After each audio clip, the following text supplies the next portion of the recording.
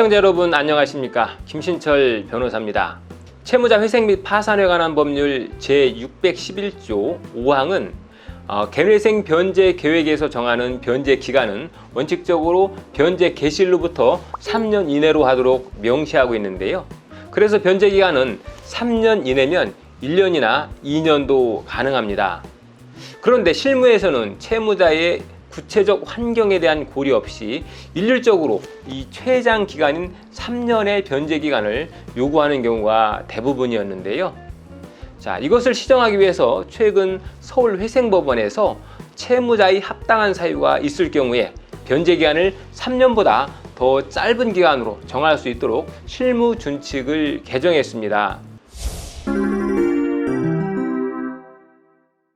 예를 들어 채무자가 65세 이상의 고령자거나 만 29세 미만의 청년, 다자녀 가정, 장애인인 경우에는 채무자의 경제 사정을 고려해서 3년 미만의 단기 변제 계획을 허용한다는 내용인 거죠.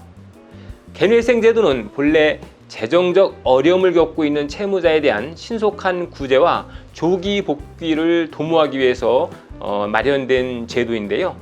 회생제도의 본래 취지대로 취약계층의 경우에는 변제 기간을 3년보다 더 짧은 기간으로 정할 수 있도록 실무준칙을 개정한 겁니다. 다만 법원은 변제 계획 안의 인가 요건과 채무자의 수입 지출, 그리고 채무자가 개회생 신청에 이르게 된 경위, 이런 것들을 종합적으로 고려해서 3년 이하의 계획안을 허용하지 않을 수도 있습니다. 예를 들어 최근 대출이 과다하다거나 도박이나 주식 투자로 인해서 채무가 발생하게 되었다 하면 3년 이하의 변제 기간을 허용해 주지 않겠죠.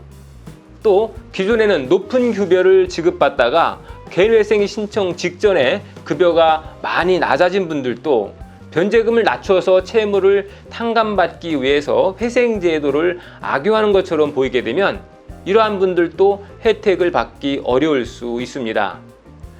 그렇지만 채무자 본인이나 채무자 가족 구성원의 병원비 지출, 또 자녀의 출산으로 인해서 불가피하게 발생한 채무 때문에 개회생을 신청하게 됐다라고 하면 이런 분들은 3년 이하의 기간으로 변제 기한을 단축하는 것이 가능할 수 있습니다.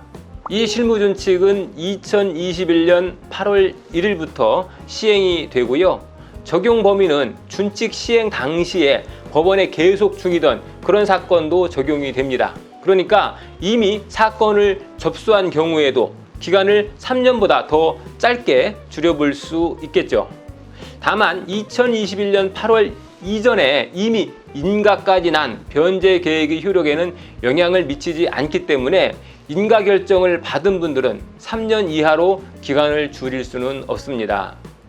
이번에 제정된 서울회생법원의 준칙대로 채무자의 변제 기간이 단축될 경우에 사회적 보호가 필요한 계층에게 보다 빠른 경제활동 복귀가 가능할 것으로 예상됩니다.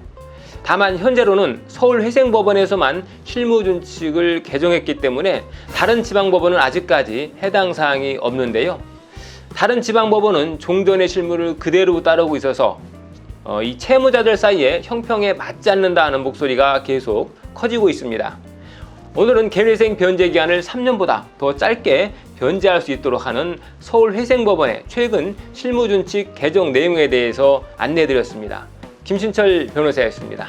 감사합니다.